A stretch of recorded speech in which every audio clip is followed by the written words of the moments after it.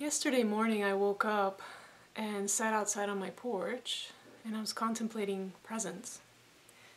And something dawned on me that I wanted to share. Somehow I feel like there's been a slight or very subtle kind of war on non-presence. I was thinking about this, what is presence? And a lot of my work is focused on bringing people to really be with what's actually present in their reality right now. Like right now, for me, I'm staring at this camera and my peripheral vision. I see the room and I have sensations in my body. And I don't really have many thoughts because I'm just speaking and I don't even know what's going to come out, but I have like slight pre-thought and then it goes. So that's my present experience. And it's great, it's nice. I had this intent to turn the video on and start speaking. But what I've been really with lately is really, I used to think that there was two things going on. That there was this presence, and then there were my thoughts about it.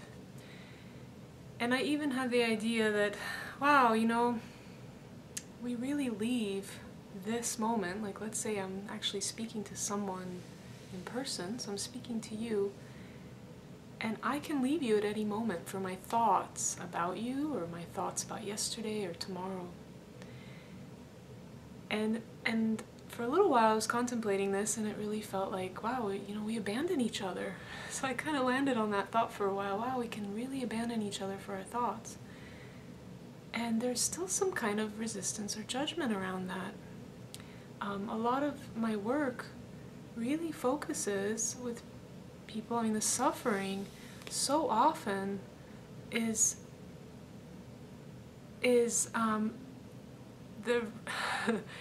when we compare the present reality, whatever's going on, to what in our head, the idea about what should be going on, and there's a clash between the two, we suffer.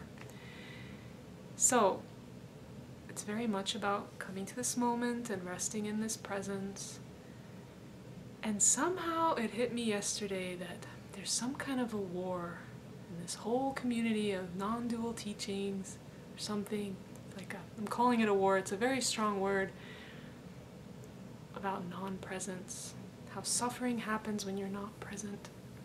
It's true. In my experience working with clients, it is true. In my experience looking at my own things and things that trigger me, my triggers all come from my thoughts attached to feelings and pictures about them, memories and such. My suffering pretty much does not happen in this very moment, unless now I get judgmental or shameful about how I should be doing this video, etc., then I begin to suffer. I don't have any of that. But what I'm trying to get to through this roundabout way is two things. One, your thoughts are like an extra sensory, maybe sixth sense, that is included in your experience. That's included. It's not thoughts versus presence, it's thoughts within this presence. The second thing I wanted to share was that we're always present. Every single one of us is always aware, always conscious, and always present. And I'm not saying this as a big concept idea of how that is, but if you think about it logically and simply, you're always present to something. You're always aware of something. If you are completely 100% in your thoughts and completely lost and not even aware of what's going on around you, but you're lost in your thoughts, you're feeling these sensations, you are present to that. You're not conscious. You are conscious to that. You're just very zoomed in to the thought reality, your emotional reality, and pictures that are not actually here, but they are part of your experience. They are part of your presence. It's like we are not only physical beings walking around, interacting, doing our lives, but we also have movies running and sensations internally, not just physical, like this kind of sensation. We carry with it internal ones and movies and lots of thoughts that kind of hover and come with us, who knows how. I'll leave that up to you, how to explore how you are with your thoughts, which I've covered before. So, you are always present, you are always aware. Let's just relax about that, because there's so much talk around how it's all about presence, and I wasn't present, and he's not conscious, and I'm not really being fully aware and fully present. Like, that's it, you know. And it generally, yes, if you are here in this moment where you're in your actual reality and you may be aware of thoughts kind of streaming, they're not hooking you about who you think you are, and you're aware of different sensations in your body. Maybe you see a dog fight and then there's a reaction in your body, but you're not really identifying with it. So it's not like you avoid going that route again in case that happened again. You just allow that experience and it flows through you, and it's just kind of a flow. Both this outer experience and the inner experience kind of coexist, don't they? So where's this war on, I'm not present, I'm not conscious, I should be aware?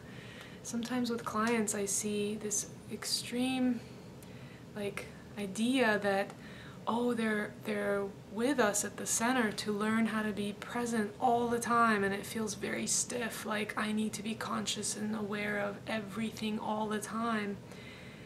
And I explained that, you know, if you had to do that, that's exhausting. There's a reason that we learn how to walk, and then we never have to like take each step, and our balance is learned, you know, unconsciously. Our bodies figure it out. There's a reason, like when we learn how to drive, it becomes an unconscious program that you don't have to be aware of all the gazillion things that you did when you first learned how to drive. There's nothing wrong with being unconscious to driving. You're more likely aware of the scenery, you're aware of the variables, traffic going by, and most likely you're also in your thoughts. You get to do that because you're automatically learned all those things.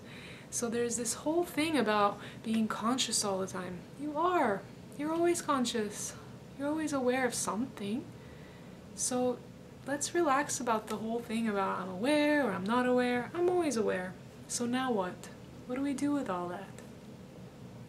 And why even go looking, whether through inquiry or tapping? Why even go looking?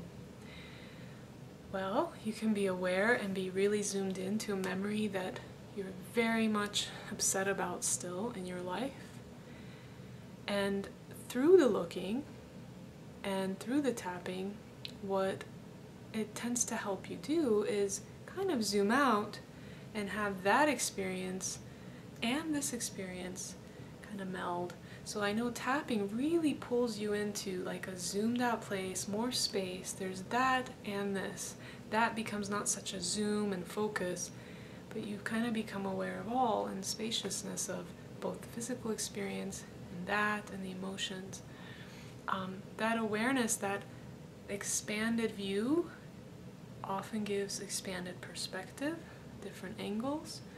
Also, as emotions are fully felt and not resisted anymore, they kind of have their own life cycle, and that suffering no longer is locked in place. So yeah, there's still a point in becoming present kind of to all of your experience. That's how I see it today. It's all included. Your thoughts are part of the whole. It's not thoughts versus presence. Having a war on how I got lost in my thoughts. None of that. Thoughts can be included in what's going on right now. And this idea of who's conscious and who's not conscious. So at every level, they talk about levels, we're all conscious. Every single one of us is a conscious being. To me, this idea that I've landed on yesterday just has a nice loving softness about it. It gives more compassion to when I see people really, really focused in on and struggling with something, that they're just very, very conscious of that, very aware of that, It has a lot of meaning for them, but with that meaning comes a lot of suffering. And so if I can offer to help expand that view and perspective, and not even trying to expand that viewer's perspective, it's just a very gentle choice to tap with it, whatever you're very consciously aware of. And I've covered this in a video, to not tap on it, but tap with it. It naturally becomes spacious and relaxed. It makes you more aware of the sensation that comes through as part of your experience, not so identified with it. And an inquiry as well. When you look at each piece of what you're really focusing on, you're making those conscious and adding some space around it. It just naturally kind of loosens and relaxes. Not really having to do much other than looking from a different angle of this wide open, spacious place. So, oh, itch. I'm aware of that now. Just wanted to share that kind of idea brain dump because it feels good. All right, have a beautiful day. Bye.